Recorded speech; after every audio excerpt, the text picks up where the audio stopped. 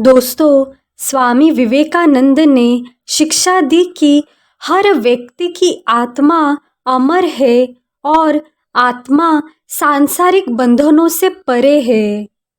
उन्होंने हर किसी को आत्मज्ञान का अनुभव करने को कहा। आत्मज्ञान मतलब आपकी आत्मा का ज्ञान कि आपकी आत्मा क्या है, आप असलियत में कौन हो, आत्मा कहाँ निवास करती है, हमारा शरीर क्या है, आत्मा परमात्मा का संबंध क्या है, हम कहाँ से आए हैं, हमारे जीवन का लक्ष्य क्या है, हमारे जीवन के बाद हमारा क्या होगा। इन सारे सवालों के जवाब को आत्मज्ञान कहते हैं, जिसमें आपको सारे प्रकृति का, आत्मा का, जीवात्मा और परमात्मा का ज्ञान होता है। स्वामी विवेकानंद ने ब्रह्म के साथ एकात्मता का अनुभव करने पर भी बल दिया है। मतलब ध्यान और योग के द्वारा आप अपने आत्मा के साथ जुड़ सकते हैं और जब आपकी ध्यान की परिपक्व अवस्था आ जाएगी तब आपकी आत्मा का परमात्मा के साथ मिलन होगा। स्वामी विवेकानंद ने योग को काफ़ी प्रचलित किया, योग के प्रति लोगों की जागरूकता बढ़ाई और इसे आत्मिक विकास का मार्ग बताया। आपकी आत्मा का विकास यानी जो भी अंदर का संसार है उसका विकास केवल योग के माध्यम से ही शक्य है। उन्होंने ध्यान को, मेडिटेशन को काफ़ी महत्व दिया है। ध्यान के माध्यम से आप मन को एकाग्र करके अपना आत्म साक्षात्कार कर सकते हैं। ध्यान के द्वारा ही आपको आपकी आत्मा का एहसास होगा और धीरे धीरे आपकी आध्यात्मिक प्रगति होने लगेगी। स्वामी विवेकानंद सभी धर्मों का सम्मान करते थे। उन्होंने सभी धर्मों के मूल सिद्धांतों में एकता की बात की। उनका मानना था कि सभी धर्म एक ही सत्य की बात कर रहे हैं। ईश्वर एक ही है और वो सबके अंदर बैठा हुआ है। सबकी आत्मा में परमात्मा का वास है। ये एक ही सत्य है और सभी अध्यात्म का मूल सिद्धांत प्रेम ही है, परमात्मा के प्रति प्रेम भाव। स्वामी विवेकानंद के अनुसार सच्ची आध्यात्मिकता यानी दूसरों की सेवा करना। उन्होंने कहा कि दरिद्र नारायण की सेवा करना ही सच्ची पूजा है। अपने स्वार्थों को हटाकर समाज के लिए काम करना, यही उन्होंने शिक्षा दी। विवेकानंद ने शिक्षा और आत्मनिर्भरता को व्यक्तिगत विकास के लिए बहुत महत्वपूर्ण माना। शिक्षा से आपको नॉलेज आएगी और आत्मनिर्भरता यानी इंडिपेंडेंट लाइफ, इससे आपकी इनर ग्रोथ होगी और आपका व्यक्तिगत विकास होगा। उन्होंने युवाओं को आत्मबल, साहस और चरित्र निर्माण करने पर जोर देने की शिक्षा दी। स्वामी विवेकानंद ने सुखी जीवन जीने के लिए कई मार्गदर्शन किए। उनमें से प्रमुख है वेदांत दर्शन का मूल सिद्धांत सच्चिदानंद। सच्चिदानंद मतलब जो ब्रह्म है यानी अंतिम सत्य ईश्वर या परमात्मा है, वह 3 गुणों से युक्त है, सत्य, चित्त, आनंद। इसलिए परमेश्वर को सच्चिदानंद कहते हैं, यानी कि वो आनंद सिंधु है, आनंद के सागर है। तो जब आप ध्यान के द्वारा परमेश्वर में अपना मन लगाएंगे, मन को एकाग्र करेंगे, तो व्यक्ति को जीवन के अधिक गहरे और सुखद अनुभवों की तलाश खत्म हो जाएगी, क्योंकि इससे बढ़कर कोई परमानेंट सुख नहीं है। हमारे संसार के सारे सुख क्षणिक है, पर जो परमानेंट सुख है वो आत्मा का परमात्मा के साथ मिलना ही है, जिसे सच्चिदानंद कहते हैं, जो आपको केवल आत्मज्ञान और आपके इनर के वर्ल्ड में काम करने पर, आध्यात्मिक प्रगति करने पर ही उसका अनुभव होगा। अहिंसा मतलब हिंसा न करना। हिंदू दर्शन और जैन दर्शन में ये बहुत महत्वपूर्ण है। अहिंसा बताता है कि हर प्राणी के प्रति करुणा, दया, प्रेम और नॉन वायलेंस की भावना रखनी चाहिए। इससे व्यक्ति को प्रेम के मार्ग पर चलने की प्रेरणा मिलती है और आध्यात्मिक प्रगति भी काफ़ी उच्चतम अवस्था तक पहुंच जाती है। आत्म साक्षात्कार मतलब आत्मा का साक्षात आकार। इसका अर्थ ये है कि अपने वास्तविक स्वरूप की पहचान करना।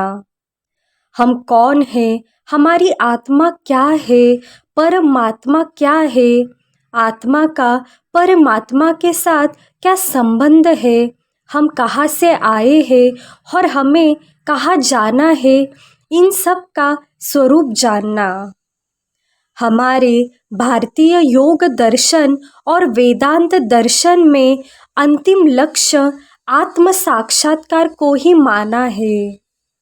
इसके अनुसार व्यक्ति को अपने भीतर की यात्रा करनी चाहिए और अपने आत्मा की, परमात्मा की सच्चाई को जानना चाहिए। यही मनुष्य जीवन का परम लक्ष्य है। कर्म योग मतलब कर्म प्लस योग। कर्म करते समय योग में रहना। योग मतलब आत्मा का परमात्मा के साथ मिलन। यह एक ऐसी योग पद्धति है जो कर्म को बिना फल की इच्छा के करने पर बल देती है। इसके अनुसार कर्म करते समय फल की चिंता नहीं करनी चाहिए, तभी व्यक्ति को आत्मिक शांति प्राप्त हो सकती है। कर्म करना आपका कर्तव्य है, पर उस कर्म का क्या फल आएगा यह आपके हाथ में नहीं है, तो फल की चिंता करना व्यर्थ है। इसलिए कर्म योग मतलब कर्म करते जाओ, अपना जो भी कर्तव्य है उसे करना, साथ ही साथ योग में रहना, यानी मन से हमेशा भगवान का चिंतन, नाम जप, हमेशा उनसे जुड़े रहना। स्वामी विवेकानंद के अनुसार हमें हमेशा हर क्षण का आनंद लेना चाहिए। जीवन के हर पहलू में आनंद और संतोष खोजना चाहिए। इससे हम वर्तमान क्षण में जीने और हर अनुभव से सीखने की कला सीखते हैं। इससे व्यक्ति को हर स्थिति में सकारात्मकता और शांति मिलती है। हमें हमेशा प्रकृति के साथ जुड़े रहना चाहिए। जितना ध्यान से, गहराई से आप प्रकृति के साथ संवाद करेंगे, उसको देखेंगे, आपको आपके सारे जवाब ऑटोमेटिक मिलने लगेंगे। प्रकृति को आत्मिक और भौतिक उपचार का स्तोत्र माना जाता है। अगर आप प्रकृति से तालमेल बनाकर रखेंगे तो आपका जीवन संतुलन और शांति प्राप्त कर सकता है। हमें हमेशा ही सभी प्राणियों के प्रति निस्वार्थ प्रेम और दया की भावना रखनी चाहिए। सभी जीवों की आत्मा में परमात्मा का निवास होता है। सभी में भगवान का वास है। भगवान तो कण कण में है। इसीलिए सभी के प्रति प्रेम और करुणा से आपका जीवन शांतिमय बनेगा। स्वामी विवेकानंद कहते हैं, हमें हमेशा ही हमारी अंतरात्मा की आवाज़ सुननी चाहिए। अंतरात्मा मतलब अंदर की आत्मा, यानी ही हमारी आत्मा में जो परमात्मा का निवास है, उनकी आवाज़ सुननी चाहिए। इसे सुनने के लिए आपको ध्यान करना होगा। आपके जो भी सवाल होंगे उनके आंसर्स ऑटोमेटिक आपके सामने आने लगेंगे। इसे आत्मचिंतन और आत्म जागरूकता भी कहते हैं। जब आप आत्मचिंतन करते हैं तो आप अपनी आत्मा के प्रति जागरूक होते हैं और इससे व्यक्ति अपने निर्णयों में अधिक सजग और सचेत होता है। यानी जो भी हम आगे जाके डिसीजंस लेंगे वो काफ़ी बेहतर होंगे, हमारे लिए सबसे अच्छे होंगे। हम सभी मनुष्यों को आध्यात्मिक प्रगति को ही अपना लक्ष्य बनाना चाहिए। मनुष्य देह काफ़ी दुर्लभ है और इसी में आप आत्म साक्षात्कार कर सकते हैं, क्योंकि भगवान ने केवल मनुष्य देह में ही ज्ञान शक्ति दी है, जिससे आप आपकी आत्मा के प्रति जागरूक हो सकते हैं, ज्ञान प्राप्त कर सकते हैं और आपको आपकी आत्मा में परमात्मा का साक्षात्कार होगा। इसलिए स्वामी विवेकानंद जी ने भी आध्यात्मिक प्रगति पर काफ़ी जोर दिया है।